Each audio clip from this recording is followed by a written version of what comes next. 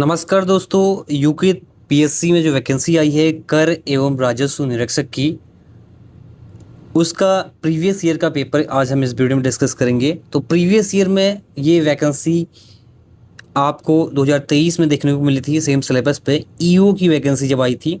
ठीक है, 200 मार्क्स का इसमें जीएस का पेपर होता है और 100 मार्क्स का इसमें होता है हिंदी का पेपर। तो जीएस इस वीडियो में डिस्कस करेंगे, जो आपका कर एवं राजस्व निरीक्षक है उसका हम प्रीवियस ईयर का पेपर स्टार्ट करते हैं अपनी वीडियो को पहले क्वेश्चन के साथ। पहला क्वेश्चन है, निम्नलिखित में से किसने 1857 के विद्रोह को राष्ट्रीय विद्रोह कहा? तो इसका सही जवाब हो जाएगा option number D, Benjamin Disraeli. Britain के कंजर्वेटिव पार्टी के नेता बेंजामिन डिज़रायली ने जो है इसको सैनिक विद्रोह न मानकर राष्ट्रीय विद्रोह माना। और जो ये सर जॉन लॉरेंस है, इनके साथ सीले थे, इन्होंने इसको सैनिक विद्रोह माना था। ठीक है, केवल एक सैनिक विद्रोह माना था। नेक्स्ट है, सर रिचर्ड स्ट्रेची आयोग का संबंध निम्नलिखित में से किससे था? तो रिचर्ड स्ट्रेची आयोग अकाल के संबंध में 1876-78 में जब अचानक अकाल पड़ जाता है, तो वाइसराय लॉर्ड लिटन के टाइम पर 1878 में सर रिचर्ड स्ट्रेची की अध्यक्षता में एक अकाल आयोग की स्थापना होती है। ऑप्शन नंबर 20 का सही जवाब है। नेक्स्ट है, किसने महात्मा गांधी के तरीकों को राजनीतिक भयादोहन ब्लैकमेल कहा है? तो ये कहा था लॉर्ड लिन लिथगो ने। लॉर्ड लिन लिथगो का कहना था, जो कि वाइसराय थे 1936 से लेकर के 1943 तक, इन्होंने महात्मा गांधी को कहा था ये अपनी मांगों को मनवाने के लिए किए जाने वाले जो उपवास थे इनके, जो ये भूख हड़ताल करते थे, ये जो इनका तरीका है ये एक प्रकार का पॉलिटिकल ब्लैकमेलिंग है। ठीक है, तो ये इन्होंने कहा था। नेक्स्ट है, मुगल काल में मुजारियान शब्द का प्रयोग किसके लिए किया जाता था? तो इसका सही जवाब है ऑप्शन नंबर 1, कृषकों के लिए। मुगल कालीन कृषि व्यवस्था में जो कृषक थे उनको दो पार्ट में डिवाइड किया गया था। पहला तो था आपका खुद काश्त, जो स्वयं की भूमि पर खेती करते थे। ठीक है, पहला क्या था? खुद काश्त। दूसरा जो था आपका, दूसरा था पाही काश्त या मुजारियान। ये क्या करते थे? ये दूसरों की भूमि पर जो है खेती करने का कार्य करते थे। ठीक है, ये आपको पता होना चाहिए। नेक्स्ट है, निम्न में से किसने जौनपुर नगर की स्थापना की थी? तो जौनपुर की स्थापना की थी फिरोज शाह तुगलक ने। ऑप्शन नंबर सी इसका सही जवाब है। फिरोज शाह तुगलक ने अपने चचेरे भाई जौना खां यानी कि मोहम्मद बिन तुगलक की स्मृति में 1359 में गोमती नदी के तट पर जो है जौनपुर शहर की स्थापना की थी। बढ़ते हैं आगे। नेक्स्ट है, निम्न में से किस सूफी संत का दरगाह भारत में स्थित नहीं है? तो इसका सही जवाब है शेख फरीदुद्दीन। ऑप्शन नंबर 20 का सही जवाब है। इनका जो दरगाह है वो वर्तमान के पाकिस्तान में स्थित है। ठीक है, भारत में नहीं है। मोइनुद्दीन चिश्ती का कहाँ पर है? ये आपका अजमेर में है, राजस्थान में। और निजामुद्दीन औलिया का दिल्ली में स्थित है। और अगर बात करें नसरुद्दीन का, इनका भी दिल्ली में स्थित है। नेक्स्ट है, सजदा और पेबोस की परंपरा किसने आरंभ की? तो सजदा और पेबोस स्टार्ट किया था बलबन ने। ऑप्शन नंबर डी इसका सही जवाब है। गुलाम वंश का शासक था गैसुद्दीन बलन, जिसने जो है सजदा और पेबोस की शुरुआत की थी। सजदा यानी कि सुल्तान के सामने झुककर प्रणाम करना, और पेबोस की बात करें तो पेबोस क्या था? सुल्तान की चरणों को चूमना। तो ये सजदा और पेबोस की शुरुआत किसने की थी? बलबन ने। अगला है इब्न बतूता ने अपना यात्रा वृत्तांत रिहला किस भाषा में लिखा था? तो जो रिहला था वो इब्न बतूता, जो कि मोरक्को का यात्री था, इसने जो है ये अपना यात्रा वृत्तांत अरबी भाषा में लिखा था। ऑप्शन नंबर 20 का सही जवाब है। नेक्स्ट है, तृतीय बौद्ध संगति किसकी अध्यक्षता में हुई थी? जो थर्ड बौद्ध संगति थी वो किसकी अध्यक्षता में हुई थी? देखिए यहाँ पर अध्यक्षता पूछा है, तो पाटलिपुत्र के सम्राट अशोक के संरक्षण में यह आयोजित हुआ था, लेकिन इसके अध्यक्ष थे ऑप्शन नंबर सी, मोगलीपुत्र। ठीक है। नेक्स्ट है, गौतमीपुत्र सातकर्णी किस वंश का शासक था? तो गौतमीपुत्र सातकर्णी एक महान शासक था कौन से वंश का? ऑप्शन नंबर ए सातवाहन वंश का। ठीक है, सातवाहन वंश का एक शक्तिशाली शासक था। नासिक अभिलेख उनकी माता गौतमी बलश्री का है, जिसमें उसे द्वितीय राम और एकमंत अदिति ब्राह्मण कहा गया है। नेक्स्ट है, मिलिंद पन्हो की रचना किसके द्वारा की गई थी? तो मिलिंद पन्हो इसकी रचना की थी नागसेन ने। ऑप्शन नंबर ए इसका सही जवाब है। एक बौद्ध ग्रंथ है मिलिंद पन्हो, और बौद्ध भिक्षु नागसेन ने जब हिंद यवन राजा मिनंडर, जिसको मिलिंद कहा जाता है, के बीच दार्शनिक प्रश्नोत्तर का संवाद इसमें संग्रहित है। नेक्स्ट है मोहम्मदन एंग्लो ओरिएंटल कॉलेज। ठीक है, मोहम्मद एंग्लो ओरिएंटल कॉलेज की बात यहाँ पर हो रही है। इसकी स्थापना किसने की? तो मोहम्मद एंग्लो ओरिएंटल कॉलेज की स्थापना की थी, option number A, sir Syed Ahmad Khan ने। ठीक है, सर सैयद अहमद खान ने 1875 में अलीगढ़ में जो है इस की स्थापना की थी, जो आगे चलकर अलीगढ़ मुस्लिम विश्वविद्यालय के नाम से जाना जाता है, AMU के नाम से जाना जाता है। नेक्स्ट है, निम्नलिखित में से कौन दक्षिण भारत में त्रिकोणात्मक संघर्ष का हिस्सा नहीं था? तो त्रिकोणात्मक संघर्ष जो हुआ था वो हुआ था पाल, प्रतिहार और राष्ट्रकूट के मध्य। ठीक है, जो चोल वंश था इसका संबंध इससे नहीं था, ये इसका हिस्सा नहीं था। नेक्स्ट है 14th क्वेश्चन है, निम्नलिखित में से किस संविधान संशोधन द्वारा समाजवाद और धर्मनिरपेक्ष शब्दों को संविधान की उद्देशिका में जोड़ा गया?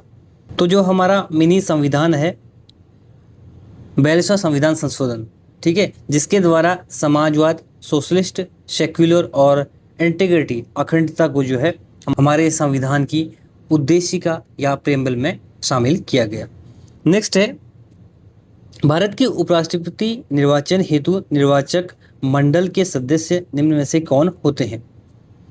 तो भारत के उपराष्ट्रपति का जब चुनाव होता है उसमें संसद के दोनों सदनों से जो है, लोकसभा और राज्यसभा से सदस्य जो निर्वाचन मंडल में शामिल होते हैं। ऑप्शन नंबर सी इसका सही जवाब है। नेक्स्ट है, निम्नलिखित में से संविधान का कौन सा अनुच्छेद संसद को नए राज्यों के गठन की शक्ति प्रदान करता है?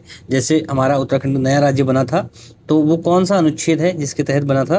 तो नए राज्यों का निर्माण या किसी राज्य के क्षेत्र को बढ़ाना घटाना, ये अनुच्छेद 3 में शामिल है। ठीक है, ऑप्शन नंबर सी इसका सही जवाब है। नेक्स्ट है, निम्न में से किसे संसदीय विशेषाधिकार प्राप्त नहीं है? तो संसदीय विशेषाधिकार जो प्राप्त नहीं है वो राष्ट्रपति को नहीं है। ऑप्शन नंबर 20 का सही जवाब है। अगला है, लोक लेखा समिति में राज्यसभा के निम्न में से कितने सदस्य होते हैं? तो लोक लेखा समिति जो है उसमें टोटल सदस्य होते हैं कितने? 22, जिसमें 15 होते हैं लोकसभा के, 7 होते हैं राज्यसभा के। ऑप्शन नंबर 20 का सही जवाब है। अगला है, भारतीय संविधान के संयुक्त अधिवेशनों की अध्यक्षता निम्न में से किसके द्वारा की जाती है? तो जो भारतीय संविधान है उसमें आर्टिकल 108 जो संयुक्त अधिवेशन होता है उसकी अध्यक्षता कौन करता है? लोकसभा अध्यक्ष। ठीक है, संयुक्त अधिवेशन बुलाता कौन है? वो राष्ट्रपति बुलाता है और अध्यक्षता करता है लोकसभा अध्यक्ष। नेक्स्ट है, निम्नलिखित में से किसे राज्य सूचना आयोग के सदस्यों को नियुक्त करने का अधिकार प्राप्त है? तो राज्य सूचना आयोग की हम बात करें, राज्य की बात करें, तो राज्य का जो राज्यपाल होता है वो जो RTI एक्ट 2005 है उसके अनुसार राज्य में मुख्य सूचना आयुक्त और राज्य सूचना आयुक्त की नियुक्ति करता है। ठीक है, नेक्स्ट है, निम्नलिखित में से किस अनुच्छेद का संबंध मूल कर्तव्यों से है? तो मूल कर्तव्यों से जो है किस अनुच्छेद का संबंध है? आर्टिकल 51A अनुच्छेद 51A का संबंध जो है मूल कर्तव्यों से है। 42वें संविधान संशोधन के द्वारा इसको जोड़ा गया था हमारे संविधान में। ठीक है, पहले जो प्रारंभिक कितने कर्तव्य थे? प्रारंभ थे 10 कर्तव्य, अभी जो है 11 कर्तव्य हमारे संविधान में मौजूद है। नेक्स्ट है, निम्नलिखित में से किसको यात्रियों में राजकुमार कहा जाता है? तो यात्रियों में राजकुमार कहा जाता है हिंसांग को। ठीक है, चीनी बौद्ध यात्री हिंसांग को, जो कि हर्षवर्धन के टाइम पर आया था। ऑप्शन नंबर 20 का सही जवाब है। इसको कहा जाता है प्रिंस ऑफ पिलग्रिम्स। नेक्स्ट है, राष्ट्रीय अनुसूचित आयोग द्वारा अपनी वार्षिक रिपोर्ट निम्न में से किसको प्रस्तुत की जाती है? तो जो राष्ट्रीय SC आयोग है ये अपनी जो वार्षिक रिपोर्ट है ये प्रस्तुत करता है राष्ट्रपति को। ऑप्शन नंबर डी इसका सही जवाब है। अगला प्रश्न है 24वां है, निम्नलिखित में से कौन सा अनुच्छेद नागरिकों के लिए समान नागरिक संहिता का वर्णन करता है? तो ये करता है अनुच्छेद 44। अनुच्छेद 44 यानी जो हमारा डीपीएसपी में है, ये यूनिफॉर्म सिविल कोड की बात करता है और उत्तराखंड में जो है यूनिफॉर्म सिविल कोड लागू है। नेक्स्ट है, निम्नलिखित में से किस वर्ष भारत में नया उपभोक्ता संरक्षण अधिनियम पारित हुआ? तो कंज्यूमर प्रोटेक्शन एक्ट ये भारत में पारित हुआ था 2019 में। अगला है, निम्न में से कौन भारत के राष्ट्रपति के चुनाव में उत्पन्न विवादों पर निर्णय करता है?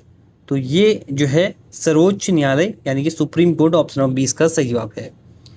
अगला प्रश्न है, 2015 में बनाए गए नीति आयोग का अध्यक्ष निम्नलिखित में से कौन होता है? तो नीति आयोग की स्थापना 2015 में हुई थी और अध्यक्ष इसका कौन होता है? प्रधानमंत्री। ऑप्शन नंबर सी इसका सही जवाब है।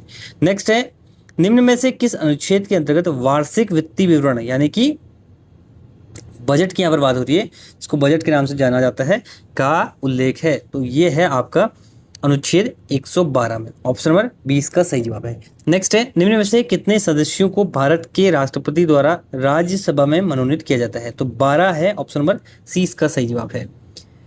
नेक्स्ट है, भारतीय संविधान का अनुच्छेद 280 निम्न में से किससे संबंधित है? तो ये वित्त आयोग से संबंधित है। ऑप्शन नंबर 20 का सही जवाब है।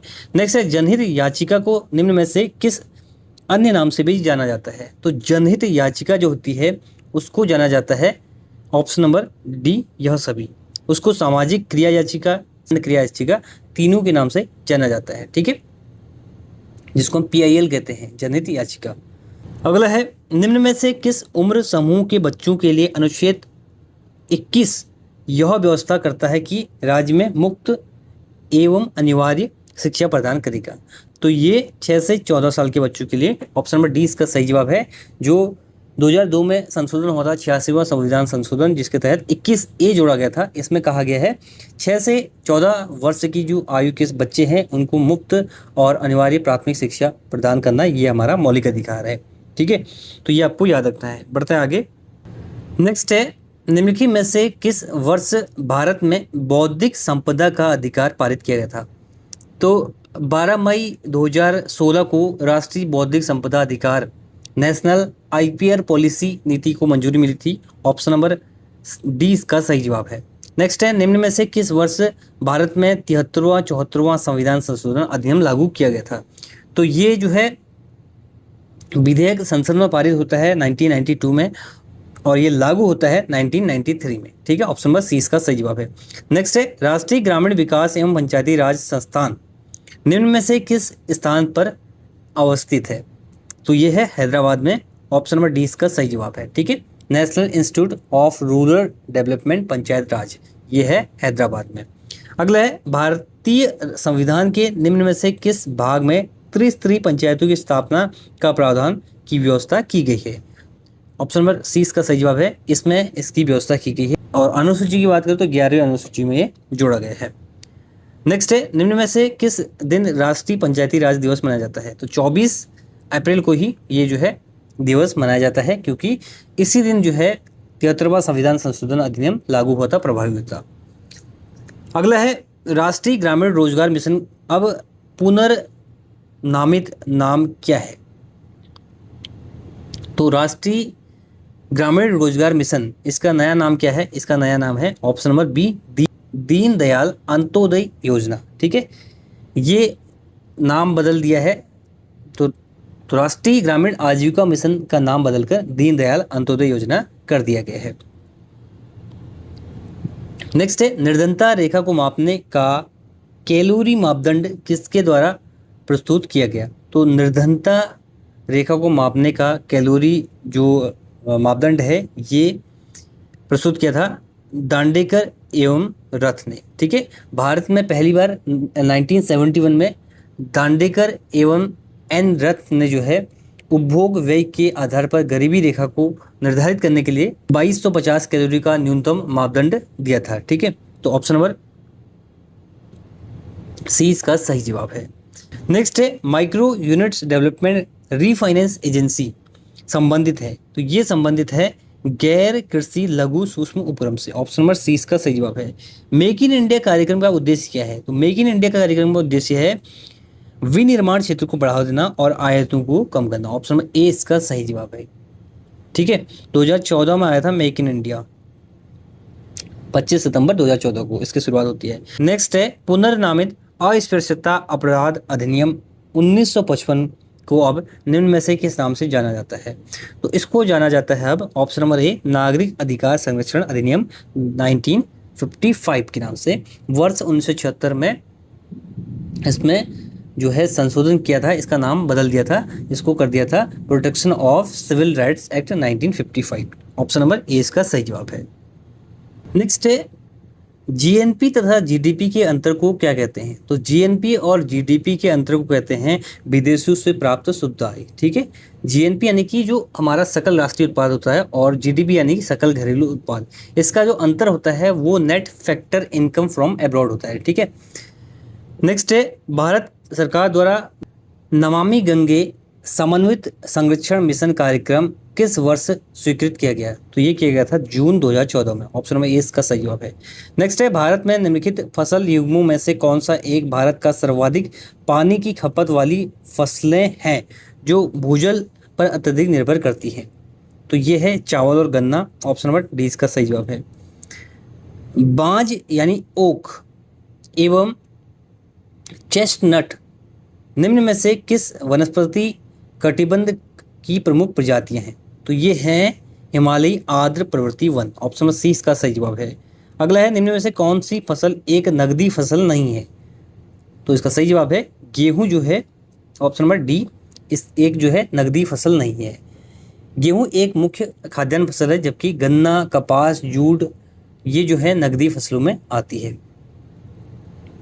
अगला है काली कपासी मिट्टी व्यापक रूप से मिलती है। तो ऑप्शन नंबर बी महाराष्ट्र में जो है ये व्यापक रूप से मिलती है, जिसे रेगुर मिट्टी भी कहा जाता है, ब्लैक सॉइल भी कहा जाता है, और विशेष करके ये जो है कपास की खेती के लिए फेमस है।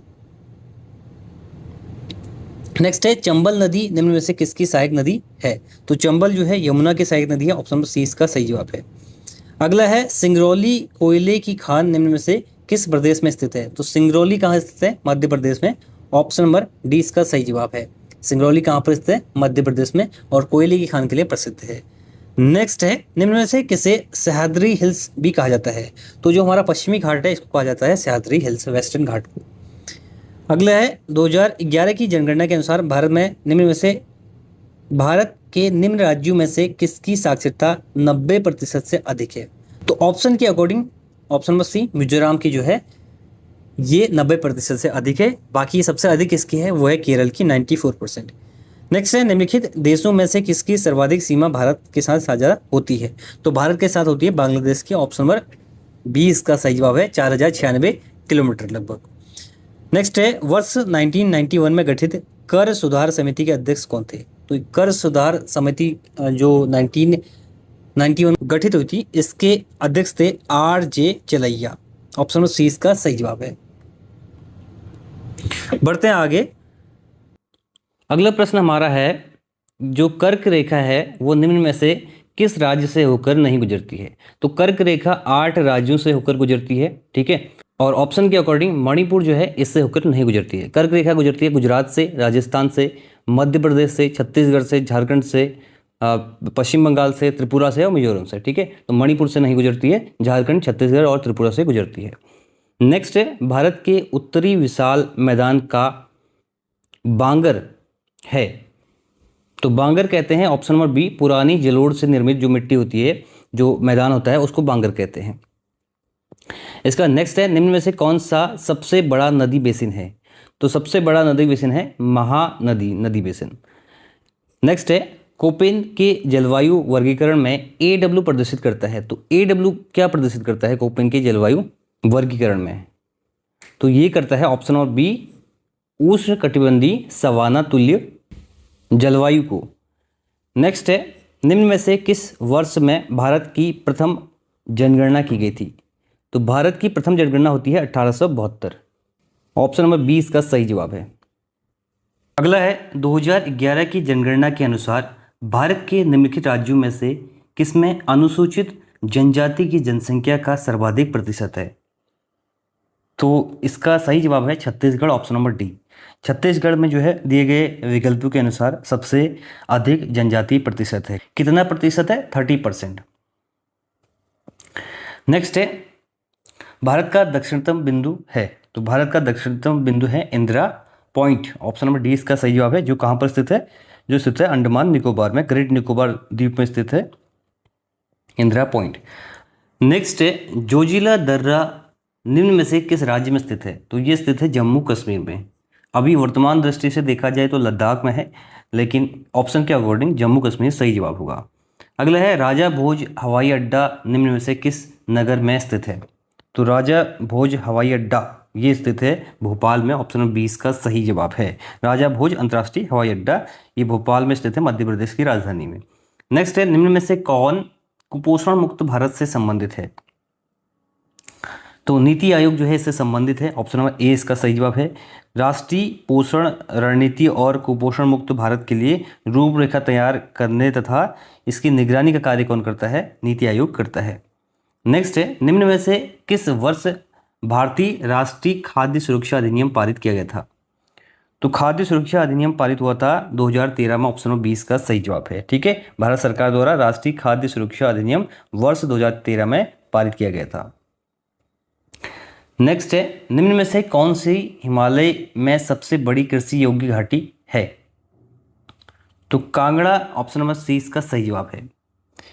नेक्स्ट है, उत्तराखंड के निम्न जिलों में से किसमें सेब का सर्वाधिक उत्पादन होता है? तो सेब होता है सर्वाधिक उत्तरकाशी में। ऑप्शन नंबर ए इसका सही जवाब है। अगला प्रश्न है, निम्न श्रेणियों में से कौन सा एक ट्रांस हिमालय श्रेणी नहीं है? तो ट्रांस हिमालय श्रेणी नहीं है, यह है Pir Panjal. Option number A इसका सही जवाब है। पीर पंजाल श्रेणी जो है मध्य लघु हिमालय लेसर हिमालय में आती है, तो ये ट्रांस हिमालय की श्रेणी नहीं है। बाकी जास्कर, काराकोरम और कैलाश ये ट्रांस हिमालय की श्रेणी में आते हैं। अगला है 69 नंबर का क्वेश्चन है, विवेकानंद पर्वतीय कृषि अनुसंधान संस्थान ये स्थित है आपका ऑप्शन नंबर डी अल्मोड़ा में। ठीक है, नेक्स्ट है, केंद्रीय अन्न विश्लेषण प्रयोगशाला CGAL कहाँ स्थित है? तो ये दिल्ली में स्थित है। ऑप्शन नंबर सी इसका सही जवाब है। ठीक है, दिल्ली में स्थित है। नेक्स्ट है, किस राज्य में जलोढ़ मिट्टी की उपलब्धता सबसे कम है? जलोढ़ मिट्टी सबसे कम कहाँ पाई जाती है? ये होती है ऑप्शन नंबर सी मध्य प्रदेश में। ठीक है, पंजाब, बिहार, तमिलनाडु में जो है जलोढ़ मिट्टी का विस्तार बहुत अधिक है। अगला है, रंधावा ने भारत को कितने वृहद कृषि प्रदेशों में विभक्त किया था? तो जो MS रंधावा थे इन्होंने भारत के कृषि भूगोल को 5 मुख्य प्रदेशों में विभक्त किया था। ठीक है, तो ये आपको याद होना चाहिए। अच्छा क्वेश्चन है, एग्जाम में आगे बन सकता है। नेक्स्ट है 73 नंबर का क्वेश्चन है, उस व्यक्ति का नाम जिसने 1974 में नेहरू की श्रृंखला के निर्माण द्वारा भारतीय नदियों को जोड़ने की योजना प्रस्तुत की थी? तो ये की थी captain Deen Soni. Option number 20 का सही जवाब है। नेक्स्ट है, भारत के चंद्रमा मिशन चंद्रयान 3 के परियोजना निर्देशक कौन हैं? तो ये थे ऑप्शन नंबर ए पी वीर मुथुवेल, ये परियोजना निर्देशक थे चंद्रयान 3 मिशन की। अगला है, निम्नलिखित प्राकृतिक तत्वों में से कौन सा कंप्यूटर चिप्स में प्रयुक्त प्राथमिक तत्व है? तो चिप्स किसके बनते हैं? तो कंप्यूटर के जो चिप होते हैं किसके बनते हैं? वो है ऑप्शन नंबर ए सिलिकॉन के। ठीक है, सिलिकॉन जो है इंपॉर्टेंट इसका प्राथमिक तत्व है। समाचारों में देखी गई V2X तकनीक संबंधित है। V2X जो तकनीक होती है वो ऑटोमोबाइल से संबंधित है। ऑप्शन नंबर 20 का सही जवाब है। रडार का पूर्ण अभिरूप क्या है? तो रडार की फुल फॉर्म पूछी है, तो इसकी फुल फॉर्म होती है radio detection and raising. Option number ए इस प्रश्न का सही जवाब हो जाएगा। अगला है, निम्नलिखित में से कौन सा आउटपुट डिवाइस नहीं है? तो मॉनिटर क्या है? एक आउटपुट डिवाइस है। टच स्क्रीन जो है ये आउटपुट डिवाइस नहीं है। अगला है, कंप्यूटर में फायरवॉल का उपयोग क्यों किया जाता है? तो फायरवॉल क्या करेगा? सुरक्षा करेगा। ऑप्शन नंबर डी इसका सही जवाब है।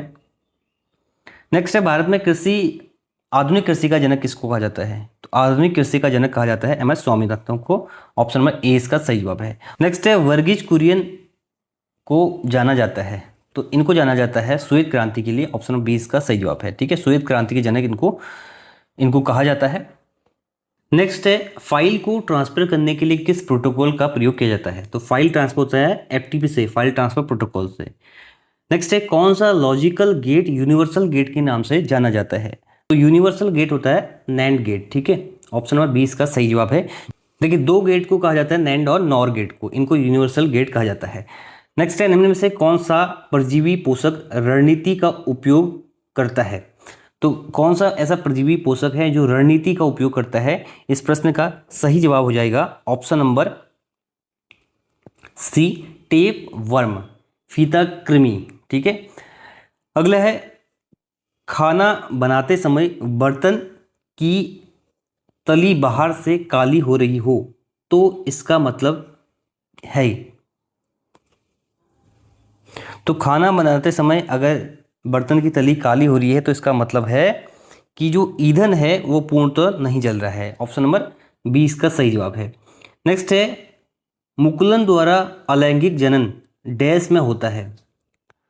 तो मुकुलन द्वारा अलैंगिक जनन यीस्ट में होता है। ऑप्शन नंबर 20 का सही जवाब है। नेक्स्ट है निम्नलिखित में से कौन सा एक पादप हार्मोन है? तो पादप हार्मोन इसमें कौन सा है? यह है साइटोकाइनिन। ऑप्शन नंबर डी इसका सही जवाब है। अगला है ओजोन परत द्वारा किस हानिकारक किरणों का अवशोषण होता है? तो ओजोन परत द्वारा जो हानिकारक किरणों का अवशोषण होता है वो है पराबैंगनी किरण।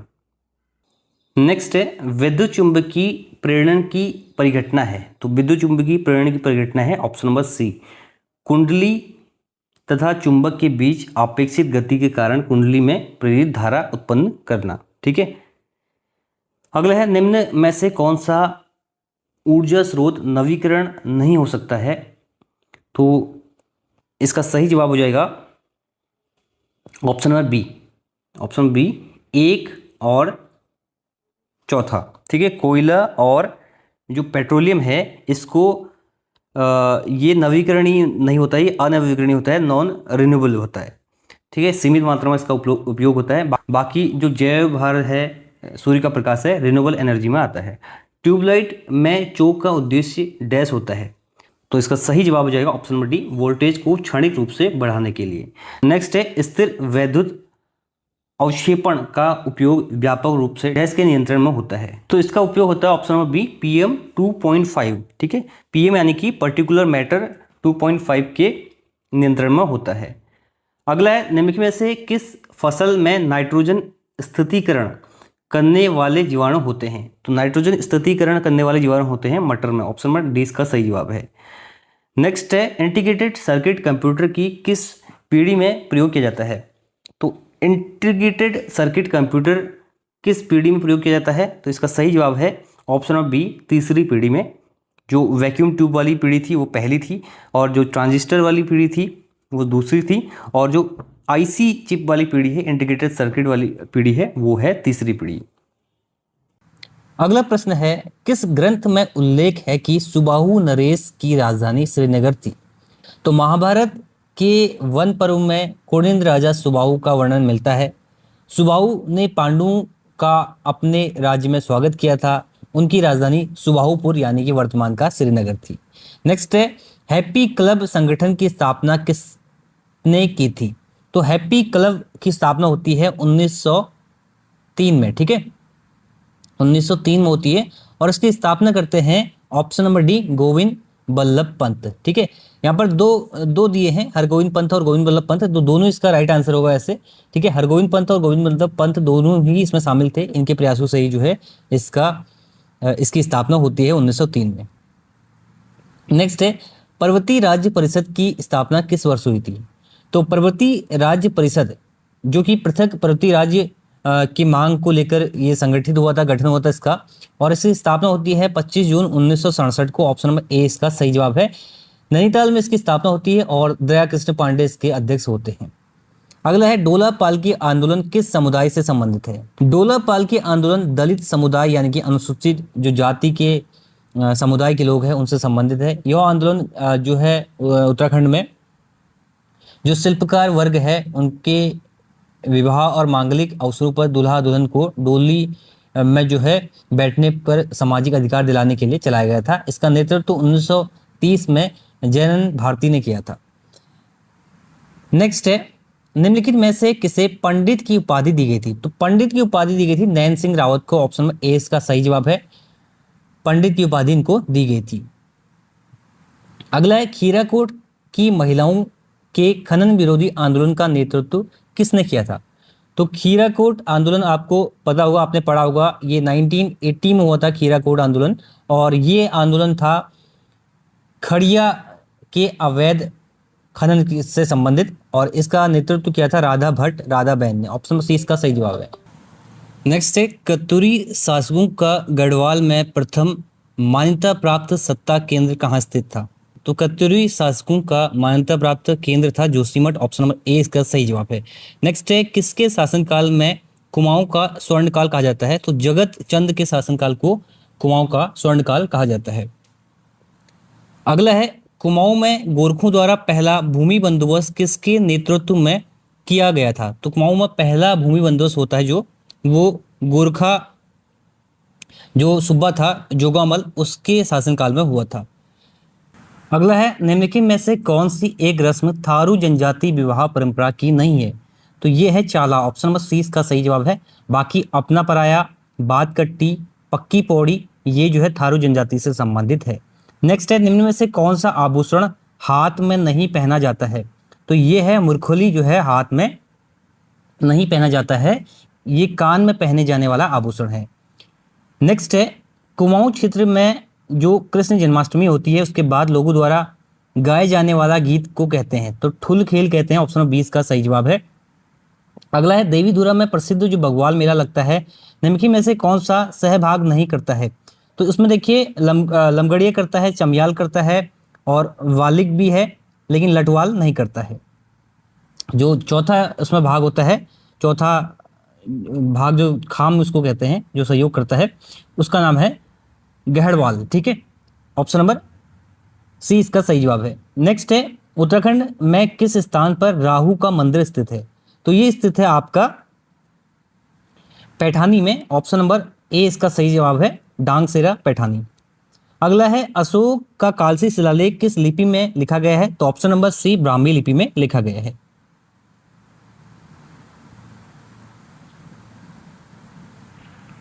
नेक्स्ट है गढ़वाल एंशिएंट एंड मॉडर्न पुस्तक के लेखक कौन है? तो ये पातीराम की पुस्तक है। ऑप्शन नंबर डी इस प्रश्न का सही जवाब है। 1917 में अंग्रेजी भाषा में पुस्तक लिखी है गढ़वाल एंशिएंट एंड मॉडर्न। अगला है गढ़वाली ठाठ कहानी के लेखक कौन है? तो सदानंद कुकरेती। ऑप्शन सी इसका सही जवाब है, ये इसके लेखक हैं।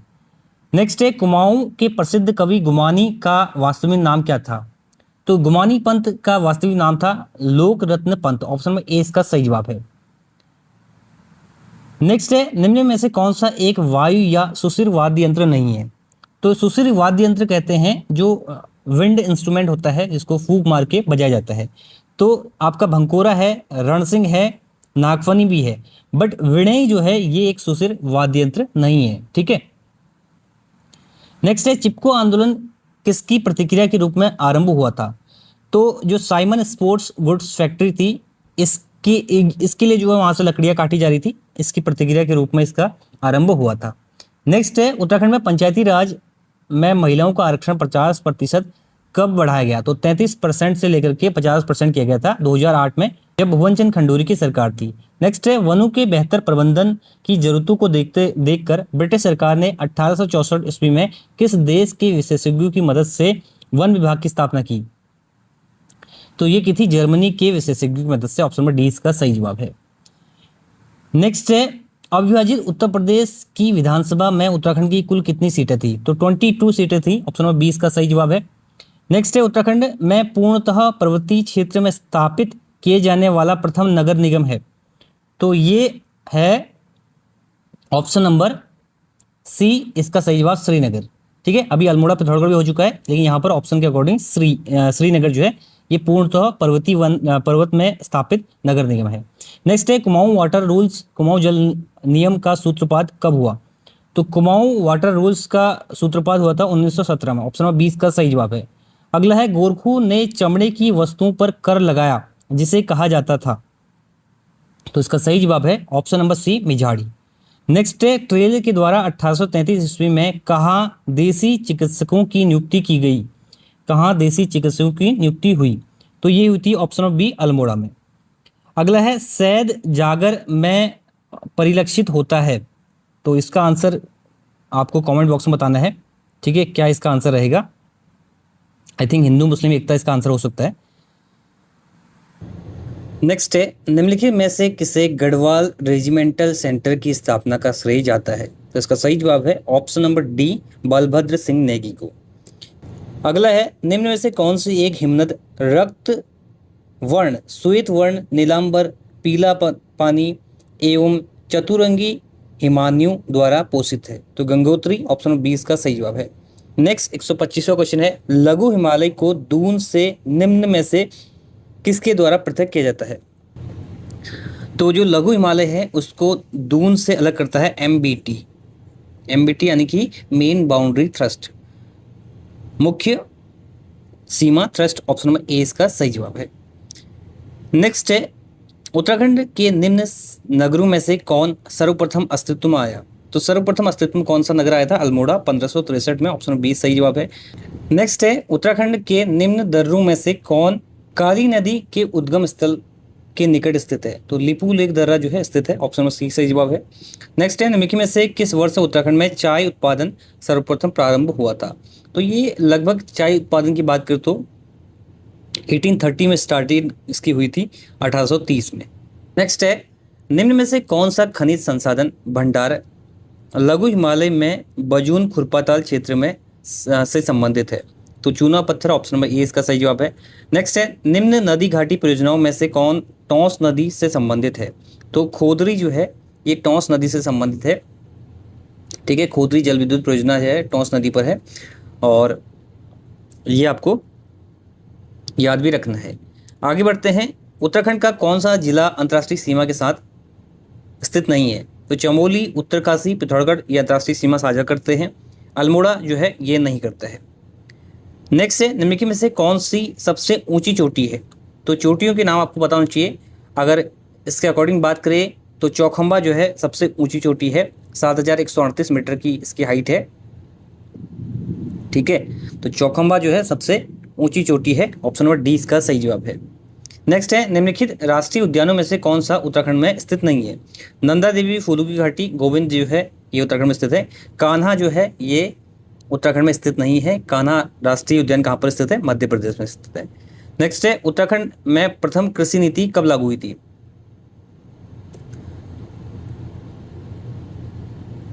तो इसका सही जवाब है 2011 में। नेक्स्ट है, कुमाऊं के स्वर्णकारों के द्वार किस क्षेत्र से बोरेक्स का आयात किया जाता था? तो कुमाऊं के जो ज्वेलर्स थे वो किस क्षेत्र से बोरेक्स का आयात करते थे? तो तिब्बत से करते थे, ऑप्शन नंबर 20 का सही जवाब है। पारंपरिक व्यापारी मार्गों से जो है भोटिया व्यापारी जो थे वो बोरेक्स का जो है तिब्बत से आयात करते थे। बढ़ते हैं आगे। नेक्स्ट है, भारत के चौथे राज्य खाद्य सुरक्षा सूचकांक 21-22 में उत्तराखंड की रैंक क्या थी? तो उस टाइम का करंट अफेयर था ये, 7th रैंक थी उस टाइम पे। नेक्स्ट है, उत्तराखंड राज्य में ऑपरेशन मुक्ति अभियान संबंधित है, तो ये क्या था? ऑपरेशन जो मुक्ति था वो बाल भिक्षावृत्ति से मुक्ति पाने के लिए स्टार्ट किया गया था, ऑप्शन नंबर डी इसका सही जवाब है। अगला है, उत्तराखंड की दीनदयाल उपाध्याय गृह आवास होम स्टे विकास योजना के संदर्भ में निम्नलिखित में से कौन सा कथन जो है सही नहीं है? योजना जो है 2017 में प्रारंभ की गई थी, ये बिल्कुल गलत है। योजना की शुरुआत होती है 2018 में, ठीक है, तो ये जो है गलत है, ऑप्शन नंबर ए ही जिसमें गलत है। अगला है, उत्तराखंड में शहरी क्षेत्रों में स्वच्छ पेयजल की आपूर्ति का निर्धारित मानक लीटर प्रति व्यक्ति प्रतिदिन क्या है? तो 135 लीटर है, ऑप्शन नंबर डी इसका सही जवाब है, ठीक है। मानक के अनुसार शहरी क्षेत्रों में प्रति व्यक्ति प्रतिदिन 135 एलपीसीडी पेयजल आपूर्ति निर्धारित है। अगला है, निम्नलिखित में से कौन उत्तराखंड में प्रधानमंत्री किसान सम्मान निधि योजना के संचालन हेतु नोडल अधिकारी नामित किया जाता है? तो प्रधानमंत्री किसान सम्मान निधि योजना के संचालन हेतु नोडल अधिकारी नामित किया जाता है, ऑप्शन नंबर ए आयुक्त एवं सचिव और राजस्व परिषद, ठीक है। नेक्स्ट है, उत्तराखंड में एक जिला दो उत्पाद योजना कब लागू की गई? एक जिला दो उत्पाद, ठीक है, इसकी शुरुआत होती है 2021 में, ऑप्शन नंबर सी इसका सही जवाब है अक्टूबर 2021 में। 5 अक्टूबर 2021 को ये वन डिस्ट्रिक्ट टू प्रोडक्ट। अगला है एमएसएमई मंत्रालय द्वारा उत्तराखंड में एमएसएमई टूल्स रूम की स्थापना कहाँ की गई? तो एमएसएमई टूल की स्थापना की गई है सितारगंज में। ऑप्शन नंबर ए इसका सही जवाब है। नेक्स्ट है निम्नलिखित में से कौन सा कृषि व्यवसाय विकास केंद्र ग्राम्य 2 योजना के अंतर्गत पिथौरागढ़ प्रभाग में स्थापित है? तो ये इसका सही जवाब है नाचनी। ऑप्शन नंबर ए इसका सही जवाब है। ग्राम्य 2 योजना के तहत जो है पिथौरागढ़ नाचनी में कृषि व्यवसाय विकास केंद्र स्थापित है। नेक्स्ट है उत्तराखंड बजट से क्वेश्चन था 2023-24 के। ऋण भुगतानों को छोड़कर अनुमानित कुल व्यय कितना था? तो उस टाइम पे जो है अनुमानित कुल व्यय था 66,179 करोड़। ठीक है। नेक्स्ट है निम्न जनपदों 2011 की जनगणना के अनुसार जनसंख्या घनत्व के आरोही क्रम में व्यवस्थित कीजिए। यानी आरोही क्रम यानी कि हम बात कर रहे हैं जनसंख्या घनत्व के बढ़ते हुए क्रम की। तो बढ़ता हुआ क्रम यानी कि सबसे अधिक किसका है वो लास्ट में आएगा। हरिद्वार की सबसे अधिक है तो हरिद्वार लास्ट में यहाँ पर। तो ऑप्शन नंबर ए इसका सही जवाब हो जाएगा चमोली, अल्मोड़ा, देहरादून, हरिद्वार। अगला है उत्तराखंड और तिब्बत के मध्य होने वाली व्यापार को किस घटना के पश्चात बंद कर दिया गया था? तो जब भारत चीन का युद्ध हुआ था 1962 में, उसके बाद बंद कर दिया गया था। नेक्स्ट है निम्न में से कौन सा सुमेलित नहीं है? तो देखिए BEL जो है ये आपका कोटद्वार में स्थित है, उत्तरकाशी में स्थित नहीं है, बाकी सब सही सुमेलित हैं। अगला है उत्तराखंड में निम्नलिखित में से कौन सा क्षेत्र राज्य स्वामित्व सहकारिता विकास परियोजना से आच्छादित नहीं है? तो इस प्रश्न का सही जवाब हो जाएगा ऑप्शन नंबर डी शिक्षा। सहकारिता, दुग्ध विकास, बकरी और भेड़ पालन से संबंधित है, बाकी जो शिक्षा जो है इससे संबंधित नहीं है। अगला है जनगणना 2011 के अनुसार उत्तराखंड में लिंगानुपात कितना है? तो लिंगानुपात है 963। ऑप्शन नंबर सी इसका सही जवाब है। नेक्स्ट है उत्तराखंड में प्रधानमंत्री किसान सम्मान निधि योजना के संचालन हेतु नोडल विभाग निम्नलिखित में से कौन सा है? तो इसका नोडल विभाग है कृषि विभाग। ऑप्शन नंबर ए इसका सही जवाब है। अगला है उत्तराखंड राज्य में प्रथम जो खनन नीति थी वो कब आई थी? 4 अप्रैल 2001 को आई थी। ऑप्शन नंबर 20 का सही जवाब है। अगला है उत्तराखंड स्टार्टअप नीति 2023 शुरू की गई। तो स्टार्टअप नीति उत्तराखंड में 2023 में आई थी और शिक्षा उद्यमिता को बढ़ावा देना इसका उद्देश्य था। शैक्षिक संस्थानों में नवाचार के व्यवसायीकरण के लिए, महिलाओं के बीच उद्यमिता को प्रोत्साहित करने के लिए, ये सभी इसका सही जवाब है। अगला है निम्नलिखित में से कौन सा युग्म सुमेलित नहीं है? तो इसमें कौन सा युग्म सुमेलित नहीं है? तो इसका सही जवाब हो जाएगा ऑप्शन नंबर डी चाय फैक्ट्री उधम सिंह नगर। चाय फैक्ट्री पर्वतीय जिलों जैसे आपका कौसानी, अल्मोड़ा, चंपावत में है, लेकिन उधम सिंह नगर सही सुमेलित नहीं है, बाकी सब सही सुमेलित है। नेक्स्ट है भारत राज्य की वन रिपोर्ट 2021 के अनुसार, अभी आपको 2023 का पढ़ना है, उत्तराखंड के किस जनपद का उसके भौगोलिक क्षेत्रफल के सापेक्ष वन आच्छादित क्षेत्र प्रतिशत सर्वाधिक है? तो उस टाइम पे नैनीताल का था। ऑप्शन नंबर डी इसका सही जवाब है।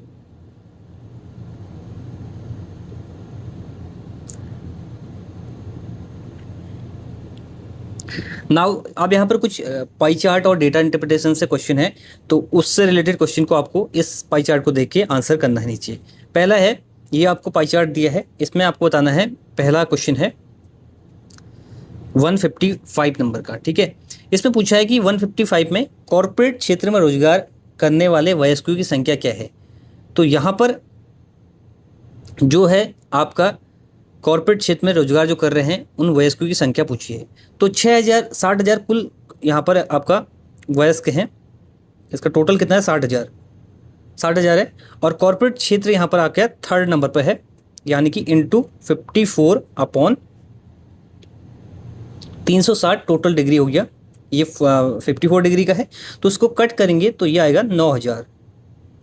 तो कॉर्पोरेट क्षेत्र में कितने हैं? आपका 9,000। ऑप्शन नंबर डी इसका सही जवाब है। ऐसी सार्वजनिक और निजी क्षेत्रों में रोजगार करने वाले कुछ संख्या, तो वही आपको सेम फॉर्मूला यूज़ करना है।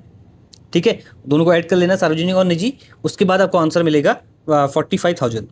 बेरोजगार वयस्क पूछा है, बेरोजगार कितने हैं भाई? बेरोजगार है 3,000। ऑप्शन नंबर सी इसका सही जवाब है। नेक्स्ट है, यदि नगर की कुल जनसंख्या 2.5 लाख है तो निजी क्षेत्र में रोजगार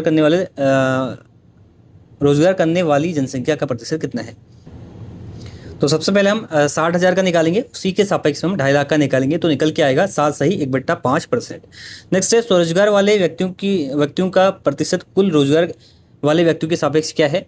तो स्वरोजगार वाले व्यक्तियों का प्रतिशत कुल रोजगार वाले व्यक्तियों के सापेक्ष जो है आपका कितना है, 5 सही 5/19%। ऑप्शन नंबर ए इसका सही जवाब है। अब देखिए यहाँ पर आपको ये सारणी को देख के, ये जो सारणी दी है आंसर देना है नीचे। पहला है दिए गए वर्षों में किस वर्ष एस प्रकार के स्कूटरों का उत्पादन अधिकतम रहा है। तो यहाँ पर देखिए आपका अधिकतम उत्पादन रहा है 2018 में एस स्कूटरों का। ऑप्शन नंबर सी इसका सही जवाब है।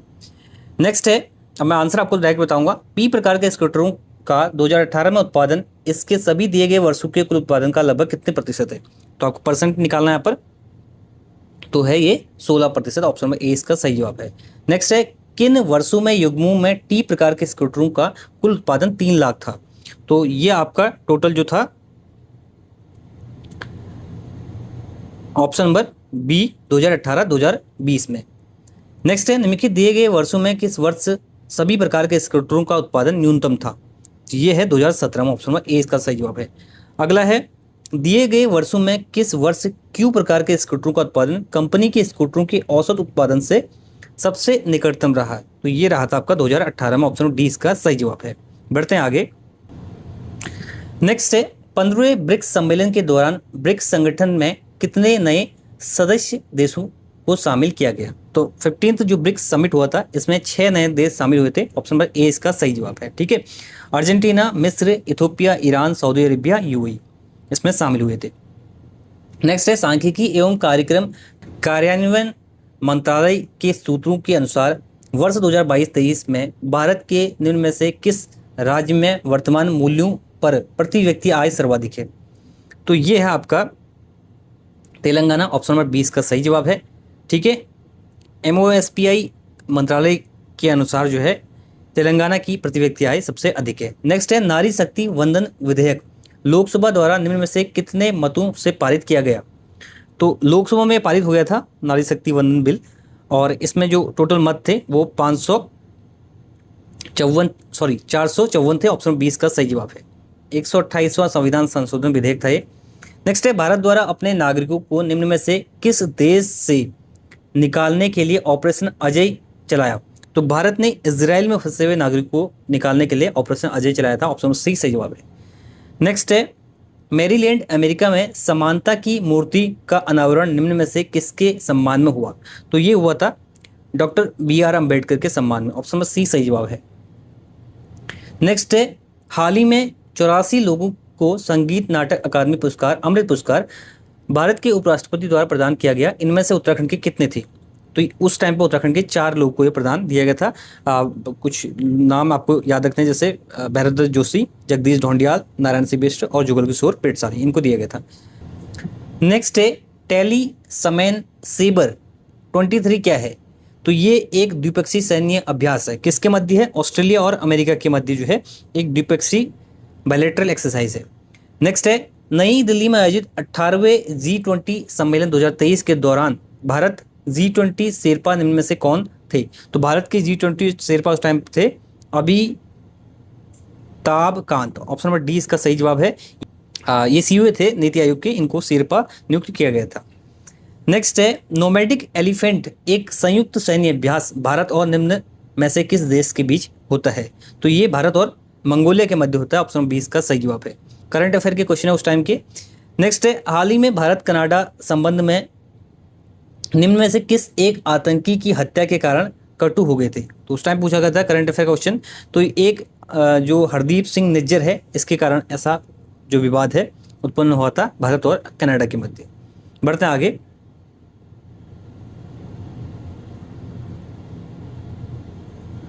नेक्स्ट है सितंबर 2023 में मालदीव के राष्ट्रपति कौन चुने गए। तो उस टाइम पर जो है ये चुने गए थे सितंबर 2023 में। Option number C Mohamed Muizzu. अगला है चंद्रयान 3 के लैंडर का निम्न में से क्या नाम था। तो चंद्रयान 3 जो लॉन्च हुआ था उसके लैंडर का नाम था विक्रम। ऑप्शन नंबर बी सही जवाब है। नेक्स्ट है निम्न में से किस देश से भारतीय नागरिकों को निकालने के लिए भारत ने ऑपरेशन कावेरी अभियान चलाया था। तो ऑपरेशन कावेरी सूडान में चलाया गया था। ऑप्शन नंबर सी इसका सही जवाब है। नेक्स्ट है नरगिस मोहम्मदी नोबेल शांति पुरस्कार विजेता 2023 का संबंध निम्न में से किस देश से है? तो ये था ईरान से। ऑप्शन नंबर डी इसका सही जवाब है। अगला है स्वास्थ्य का अधिकार अधिनियम पारित करने वाला प्रथम भारतीय राज्य निम्न में से कौन सा है? तो स्वास्थ्य का अधिकार राइट टू हेल्थ पारित करने वाला राज्य है राजस्थान। ऑप्शन नंबर सी सही जवाब है। अगला है भारतीय दंड संहिता की निम्न में से कौन सी धारा राजद्रोह से संबंधित है? तो भारतीय दंड संहिता की बात करें तो 124A ये जो है राजद्रोह से संबंधित है, आईपीसी की धारा है। अगला है चंद्रयान 3 को निम्न में से किस तिथि को सफलतापूर्वक प्रक्षेपित किया गया था?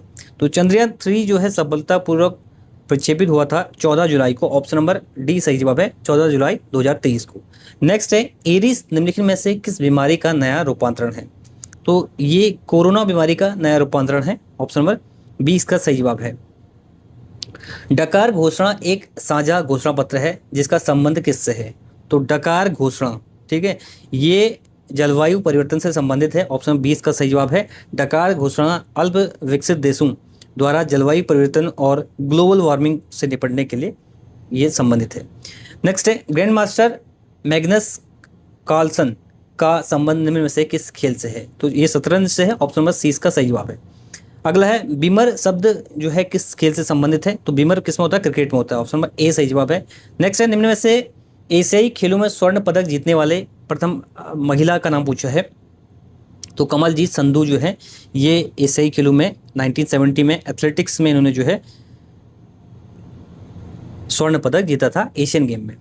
अगला है जनवरी 2023 में शुरू की गई महत्वपूर्ण और उभरती प्रौद्योगिकियों पर पहल भारत और निम्न में से किस देश के बीच साझेदारी है? तो इसका सही जवाब है अमेरिका। ठीक है, ऑप्शन में ए इसका सही जवाब है। बढ़ते हैं आगे।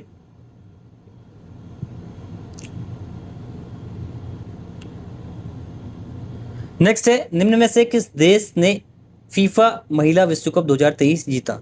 तो ये जीता था फीफा विश्व कप महिला 2023 स्पेन ने। ठीक है, और अभी जो रिसेंट में हुआ 2026 में मेल वाला वो किसने जीता है? वो भी स्पेन ने। नेक्स्ट है जर्क शब्द निम्न में से किस खेल से संबंधित है? तो जर्क होता है आपका भारोत्तोलन में। ऑप्शन नंबर ए इसका सही जवाब है। ठीक है, क्लीन एंड जर्क कहते हैं ना, उसमें भारोत्तोलन में, वेट लिफ्टिंग में। नेक्स्ट है भारतीय खिलाड़ी लक्ष्य सेन संबंध किस खेल से है? तो ये बैडमिंटन के खिलाड़ी है। अगला है हाल ही में संपन्न हुए एशियाई खेल 2023 में भारत ने निम्न में से किस स्पर्धा में सर्वाधिक पदक जीते?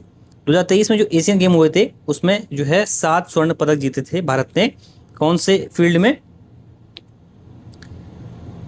निशानेबाजी में। ऑप्शन नंबर ए इसका सही जवाब है। एक पोलो टीम में कितने सदस्य होते हैं? तो एक पोलो टीम में 4 सदस्य होते हैं। ऑप्शन नंबर डी इसका सही जवाब है। ठीक है, नेक्स्ट है इलेक्ट्रा गोल्ड कप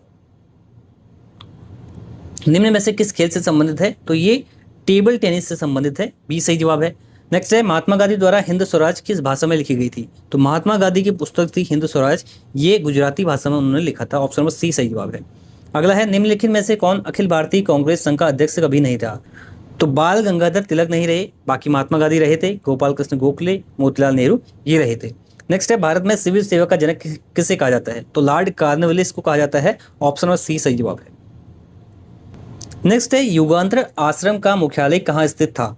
तो ये स्थित था सैन फ्रांसिस्को में। ठीक है, ऑप्शन नंबर डी सही जवाब है। अमेरिका के सैन फ्रांसिस्को में इसका मुख्यालय स्थित था। नेक्स्ट है पूर्ण स्वराज पर प्रस्ताव कांग्रेस के किस अधिवेशन में पारित हुआ था? तो लाहौर अधिवेशन 1929 में। अगला है निम्नलिखित में से किस राज्य ने वेलेजली की सहायक संधि का स्वीकार नहीं किया था? तो देखिए आपका हैदराबाद ने तो कर दिया था, ठीक है, तो ये नहीं होगा। उसके बाद आपका जोधपुर ने कर दिया था, जयपुर ने भी कर दिया था। तो बंगाल जो है प्रत्यक्ष शासक था, बंगाल में जो अंग्रेजों का प्रत्यक्ष शासक था, इसलिए जो है इसमें सहायक संधि पर हस्ताक्षर नहीं किए थे, स्वीकार नहीं किया था। नेक्स्ट है निम्न में से भारत के किस भारतीय खेल महारथी को भारत के चुनाव आयोग का राष्ट्रीय आइकॉन घोषित किया है? तो उस टाइम का करंट अफेयर था, तो सचिन तेंदुलकर इसका सही जवाब है। 2023 में इनको जो चुनाव आयोग ने जो है राष्ट्रीय आइकन घोषित किया था। तो ये कर एवं राजस्व निरीक्षक, ठीक है, टैक्स एवं रेवेन्यू इंस्पेक्टर का जो एग्जाम आपका होने वाला है उसका प्रीवियस ईयर का पेपर है। 200 क्वेश्चन जीएस के हमने डिस्कस किए, ठीक है, 100 क्वेश्चन इसके बाद हम हिंदी के डिस्कस करेंगे। तो ये इस वीडियो का and. Thanks for watching and God bless you all.